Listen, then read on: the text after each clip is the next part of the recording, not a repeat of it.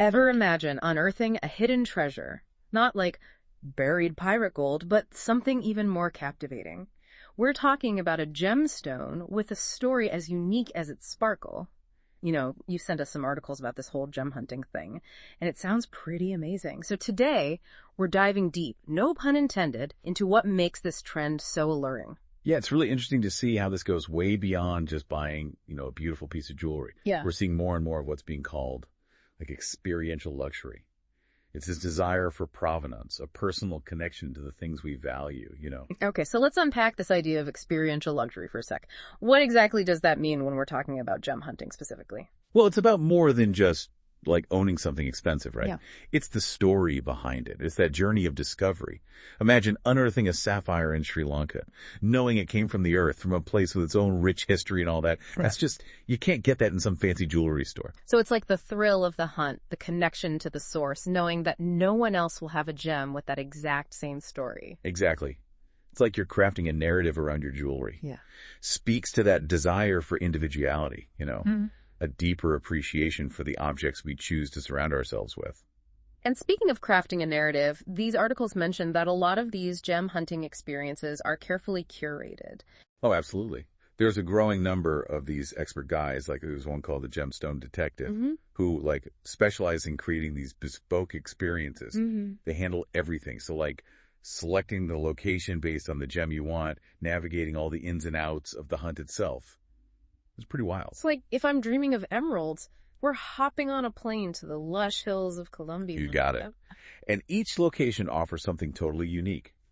Colombia, with its emerald mines, the history there is as rich and vibrant as the gems themselves. And then you've got Myanmar with its legendary mines and ancient traditions for those searching for rubies, which would be incredible. Each gem a different destination. It's like a treasure map leading to a million possibilities. But before we get too caught up in the glamour of these far-off destinations, what makes finding a gem in these specific locations so special? What's the big deal? It goes back to the story, that provenance. Take the Hope Diamond, for example. Its value is so tied to its past, even if it's kind of dark. Similarly, a ruby found in Myanmar carries that region's mystique, the echoes of ancient kings and queens who might have prized similar stones from those exact mines. It's amazing. So this concept of provenance, it adds a whole other dimension to the gem, right? It's like a fingerprint, making it truly one of a kind. Exactly. And that's what makes gem hunting so compelling. It's a rebellion against that mass-produced luxury, going back to individuality and storytelling through jewels. It's interesting how something so ancient, something pulled from the earth, can feel so incredibly modern at the same time. Yeah. It's all about authenticity these days, right? Yeah. That desire for something real in a world that's, often so fake. So we've established that gem hunting's about way more than just the stone itself, right? It's the experience, the story, the connection to this specific time and place. All right, so we've talked about the allure of gem hunting, right? This desire for something more than just a rock in a glass case. Right, exactly. Now let's get to the good stuff, the gems themselves. These articles mention the big four. What's the deal with those? The big four. Emeralds, rubies, sapphires, diamonds. Yeah. Each one, they have this unique allure about them.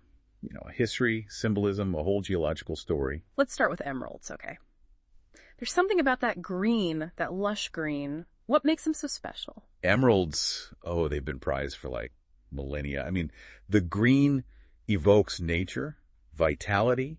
It symbolizes rebirth, growth, prosperity. I think even Cleopatra, she adorned her palace with emeralds. They were a big deal. Wow, Cleopatra, that's saying something. Yeah, and there were even ancient civilizations that believed emeralds had, healing powers. It's amazing how those stories, those beliefs, they get all woven into, the gem itself, It becomes more than just a pretty stone. It's almost like a talisman or something. Totally. And with emeralds, it's even more interesting because the way they're formed, it's intense pressure deep within the earth, often found within metamorphic rocks. Yeah, the articles mention Colombia as a big destination for emerald hunting. Why Colombia? What makes their emeralds so special? Well, Colombian emeralds are known for their color. This really vivid green, almost like a greener green, if that makes sense. Greener green, huh? Yeah, it's hard to describe, but it's striking. And it all comes down to trace amounts of, chromium and vanadium, these elements that were present way back when they were formed.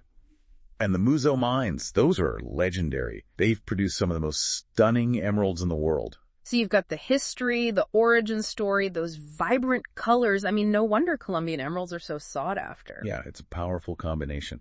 Now, if emeralds are the embodiment of greenery, then rubies, those are all about passion. Fiery red, power, protection. Okay, rubies. The articles also mention Myanmar as a significant source for those. What's up with that? Oh, yeah. Myanmar, or Burma as it used to be known, they've been like major players in the ruby trade forever. Centuries, really. And the Mogok Valley, it's legendary. They have these rubies there called pigeon's blood rubies. Pigeon's blood rubies. Wow. That's a very specific, almost poetic name for a gemstone. Right. I bet those are worth a fortune. Oh, you have no idea. The intensity of the red, the clarity, size, it all plays a role. But even beyond those factors, there's this huge historical and cultural significance. Like rubies have always been associated with royalty. You know, they've been in crowns, scepters all throughout history. So when you hold a ruby from Myanmar, you're not just holding a gem, you're holding a piece of history. Like a symbol of power that's been around for centuries. Precisely. And that connection to the past, that sense of continuity, that's part of what makes gem hunting so alluring. Okay, so from the intensity of rubies, let's shift gears a bit to sapphires, those captivating blue depths, you know. Sapphires, yeah. They always make me think of, like, serenity, wisdom, those blue beauties, what makes them so special. Well, sapphires are often linked to loyalty, wisdom, truth, all that good stuff.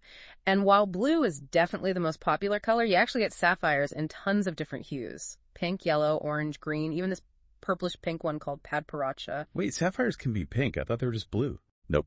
You can find them in a whole rainbow of colors. They're called fancy colored sapphires, and they're becoming super popular because they're so rare. It all comes down to trace elements again.